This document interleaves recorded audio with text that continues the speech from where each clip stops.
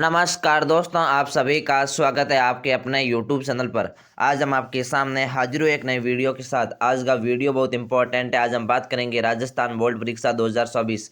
जी हाँ, आपकी बोर्ड परीक्षा जो कि फरवरी 2024 में शुरू होने की संभावना है, उसके लिए आज हम कक्षा 10वीं के इंग्लिश विषय के मॉडल पेपर के साथ हाजिर हुए। हमने कक्षा 10वीं के कई विषयों के मॉडल पेपर के वीडियो अपलोड कर रखे हैं। यदि आपने अभी तक वो वीडियो नहीं देखे हैं तो जल्दी से चैनल पर जाकर उनको भी देख लीजिए। और आने वाले समय में हम प्रत्येक विषय के 20+ मॉडल पेपर अपलोड करने वाले हैं। तो आपने हमारे चैनल की सदस्यता नहीं ली है तो चैनल की सदस्यता ले लीजिए और बेल आइकन प्रेस कीजिए ताकि आने वाले वीडियो की हर नोटिफिकेशन सबसे पहले आप तक पहुंच सकें। आइए हम आज का वीडियो स्टार्ट करते हैं। यहाँ पर आप देख सकते हैं मॉडल पेपर 7 है। प्रैक्टिस के लिए क्लास 10 इंग्लिश का है, जिसमें आपके 80 नंबर का पेपर होने वाला है। समय मिलने वाला आपको 3 घंटे 15 मिनट यानी कि 3.25 घंटे का आपको टाइम मिलेगा। इसके बाद आप जनरल इंट्रोडक्शन यानी कि सामान्य निर्देश पढ़ सकते हैं। फिर सबसे पहले आता है सेक्शन ए, जो कि आपकी रीडिंग का सेक्शन है। रीडिंग में आपको पैसेज देखने को मिलेंगे। 2 पैसेज होंगे जो आपके बिना पढ़े हुए पैसेज आएंगे, जिसमें पहला पैसेज में सब क्वेश्चन होंगे और सभी 1-1 नंबर के होंगे, यानी कि ऑब्जेक्टिव टाइप क्वेश्चन है जो कि 100 नंबर का होगा। दूसरा क्वेश्चन पैसेज में आपको 9 क्वेश्चन देखने को मिलेंगे, सभी आपके 1-1 नंबर के होंगे, यानी कि अति लघुत्तम सवाल होंगे जिसके आपके आंसर 1 या 2 लाइन में देने होंगे। और ये आपके 9 नंबर का पैसेज होगा, यानी कि आपकी रीडिंग का सेक्शन कुल 15 नंबर का होगा। तो इस 15 नंबर को आप आराम से हल पा सकते हैं, जिसमें आपको एक काम करना होगा, प्रतिदिन कम से कम 3 से 4 पैसेज आपको हल करने होंगे, तभी ये 15 नंबर आप आराम से पा सकेंगे। और 100 नंबर का पैसेज आपकी पाठ्य पुस्तक में से आएंगे, यानी कि कुल पैसेज मिलाकर आपके 21 नंबर के पैसेज हो जाएंगे। तो यदि आपको 21 नंबर हासिल करना है तो आप कम से कम दिन में 3 से 4 पैसेज हल कीजिए बिना देखे और फिर उसको आंसर से मिलाइए, ताकि आप परीक्षा में कम समय में और अच्छे तरीके से प्रश्न उत्तर लिख सकते हैं। यहाँ पर सबसे पहला सवाल आप देख सकते हैं, read the following passage and answer the question, यानी कि आपको पैसेज को पढ़ना है और प्रश्नों के उत्तर देने हैं। यहाँ पर आप पैसेज को आराम से पढ़ सकते हैं। इसके बाद सबसे पहला सवाल है जिसमें है कि द एनिमल है that has received witnessed publicity is, जिसमें आपको 4 ऑप्शन दिखाई दे रहे हैं, जिसमें आपके ऑप्शन नंबर 1 जेंट पंडा राइट होगा, जिसका आप आंसर इसी पहली लाइन में भी देख सकते हैं कि पब्लिसिटी रिसीव्ड बाई जेंट पंडा, जो कि आपके पहली लाइन में ही इसका आंसर मिल रहा है। अगला सवाल है कि panda has been familiar to the signage for our, जिसमें आपके ऑप्शन नंबर सी यानी कि 4000 ये राइट होगा। इसका भी आंसर आप तीसरी लाइन में दे सकते हैं कि the panda has been similar to, यहाँ पर कट गया है फॉर आवर 4000 ईयर, यहाँ पर 4000 ईयर आपके राइट आंसर होगा। इसके बाद अगला सवाल है panda was believe to belong to, जिसमें आप the cat family the bear family, यहाँ पर आपके option C the bear family right होगा, जिसका भी आप आंसर यहाँ पर देख सकते हैं। ये रहा आपके आंसर की panda was believe to belong to the bear family, ये आपके राइट आंसर है। इसके बाद अगला सवाल है चौथा सवाल की what is the special future of giant panda, जिसका आपके ऑप्शन नंबर आपके इसमें डी राइट होगा, जो कि आप यहाँ पर देख सकते हैं। इसका भी आंसर आपको यहाँ पर देखने को मिल रहा है, the giant panda accept well to low temperature, यहाँ पर आपके राइट आंसर होगा। इसके बाद अगला सवाल है जिसमें आपको सैम शब्द बताना है, किसका बताना है, तो स्लीप का सैम शब्द बताना है, जिसमें आपके ऑप्शन नंबर सी राइट होगा। तो यहाँ पर आप ऑप्शन सी राइट कर सकते हैं। इसके बाद अगला सवाल है कि choose the opposite word of the following from the passage, यानी कि आपको ऑपोजिट या विलोम शब्द बताना है, जिसके आपके ऑप्शन नंबर आपके बी राइट होगा, जेंट आपके राइट आंसर होगा। इसके बाद अगला सवाल आप देख सकते हैं, अगला पैसेज है जिसमें आपको पैसेज को पढ़कर आंसरों को प्रश्नों के आंसर देने हैं। तो यहाँ पर आप आराम से देख सकते हैं, कुल 9 क्वेश्चन है, इसको आप पढ़ सकते हैं। सभी के आंसर आपको इसी वीडियो के लास्ट में आंसर की ऐड कर दी जाएगी, तो उस आंसर की में सभी सवालों के आपको आंसर मिल जाएंगे। तो आप वीडियो के अंत तक जरूर बने रहिए। इसके बाद सेक्शन बी आता है जिसमें आपके राइटिंग का सेक्शन है, जिसमें सबसे पहला सवाल है आपको एक लेटर लिखना है कि write a letter to your father, यानी अपने फादर को लेटर लिखना है। तो इसको आप आराम से लिख सकते हैं, जिसमें आपको बताना है अपनी हॉस्टल लाइफ के बारे में, यानी कि आप हॉस्टल में रह रहे हो और अपने पिताजी को पत्र लिखना है और अपनी हॉस्टल लाइफ के बारे में पिताजी को बताना है। तो इसको आप आराम से लिख सकते हैं। ये आपके 5 नंबर का क्वेश्चन होने वाला है। इसका सब फॉर्मेट आपको अच्छी तरह से याद करना होगा। यदि आप उसमें कुछ कम भी लिख सकते हैं और फॉर्मेट अच्छी तरह से लिखा हुआ है तो आपको 5 में से 4 नंबर आराम से मिल जाएंगे। तो इस सब के आंसर आपको इसी वीडियो के लास्ट में बता दिए जाएंगे। इसके अथवा में सवाल है कि राइट ए लेटर, आपको लेटर लिखना है, मेयर को लेटर लिखना है। तो यहाँ पर आप इसको आराम से पढ़ लीजिए, आपके आंसर आपको इस वीडियो के लास्ट में मिल जाएंगे। इसके बाद अगला चौथा सवाल है जिसमें आप देख सकते हैं कि राइट ए स्टोरी, आपको स्टोरी लिखनी है जो कि इन आउटलाइंस की मदद से लिखनी है और 80 शब्दों में आपको स्टोरी लिखनी होगी। यहाँ पर आप देख सकते हैं give the title and moral, यानी कि टाइटल के साथ और शिक्षा के साथ लिखनी है, यानी कि आपको उससे क्या शिक्षा मिलती है और उसका टाइटल क्या है। ये आपके 4 नंबर का क्वेश्चन होने वाला है। यहाँ पर आप देख सकते हैं पहले यह है कि 2 कैट्स, यहाँ पर फिर आप यहाँ पर रिक्तान दी गई, तो इसके अनुसार आपको पूरी ये कहानी करनी है।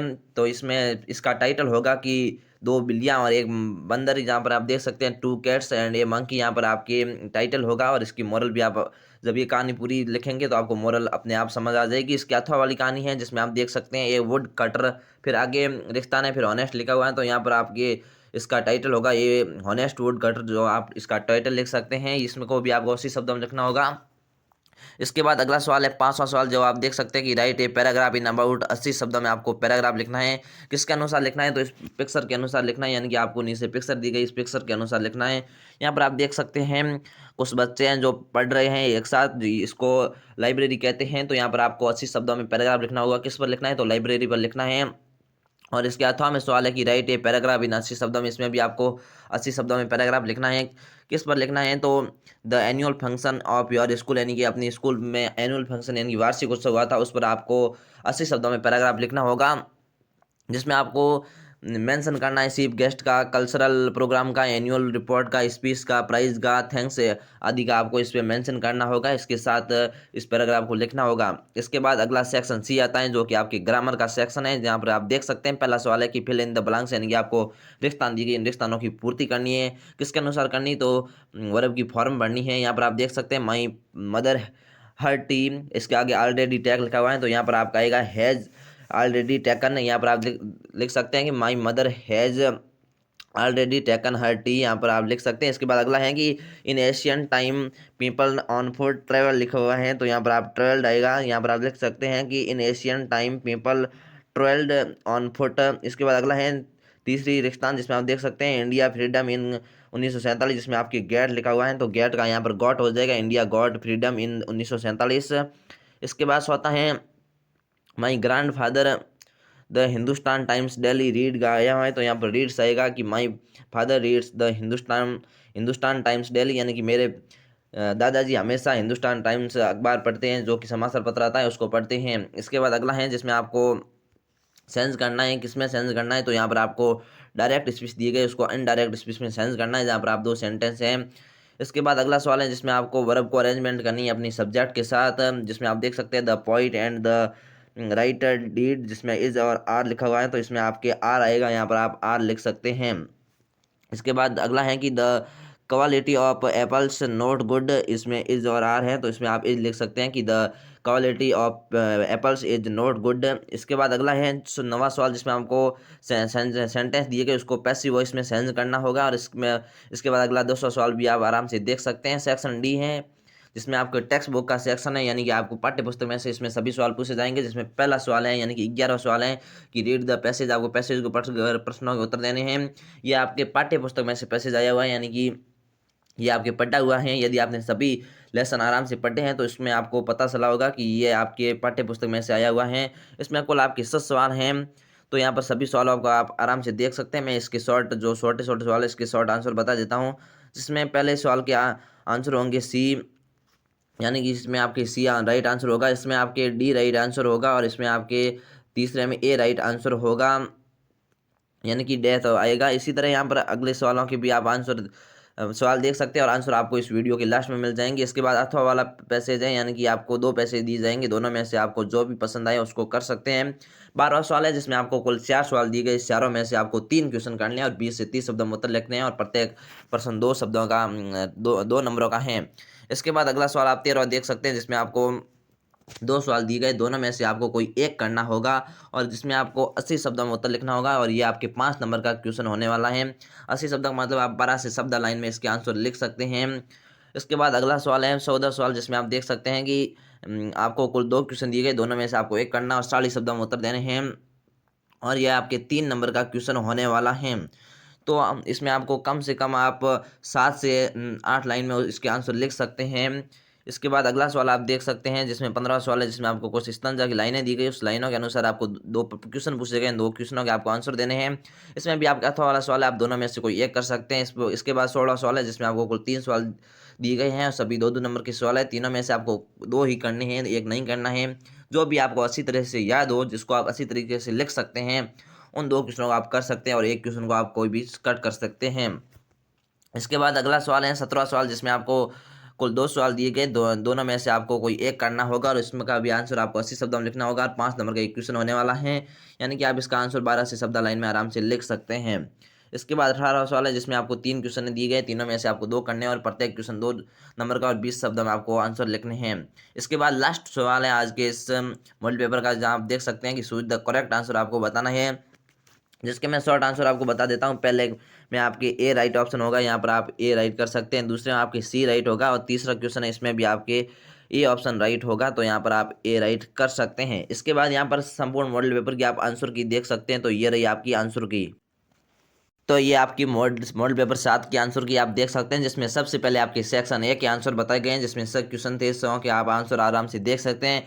इसके बाद क्वेश्चन नंबर 2 है जिसमें आपके कुल 9 सवाल थे, जो कि आप पैसेज का दूसरा पैसेज था, उसके आंसर आप आराम से देख सकते हैं। इसके बाद सेक्शन बी है जिसमें आपके सबसे पहले लेटर का आंसर है, जहाँ आपको पिताजी को लेटर लिखना था, उसको आप देख सकते हैं। इसके अथवा वाला भी लेटर है, इसको भी आप आराम से देख सकते हैं। इसके बाद चौथा सवाल है जिसमें 2 कैट्स एंड ए मंकी पर स्टोरी पूछी गई थी, उस स्टोरी को लिखना है और इसके अथवा वाली ये ऑनेस्ट वुड कटर वाली स्टोरी है, तो इसको भी आप आराम से देख सकते हैं। इसकी मोरल है कि honest is the best policy. इसके बाद अगला है 5वां सवाल जिसमें आपको पैराग्राफ लिखना था 80 शब्दों में, जिसमें आपके इस पहला पैराग्राफ है कि ये लाइब्रेरी पर लिखना है और अगला है कि अथवा वाला की the animal function of my school.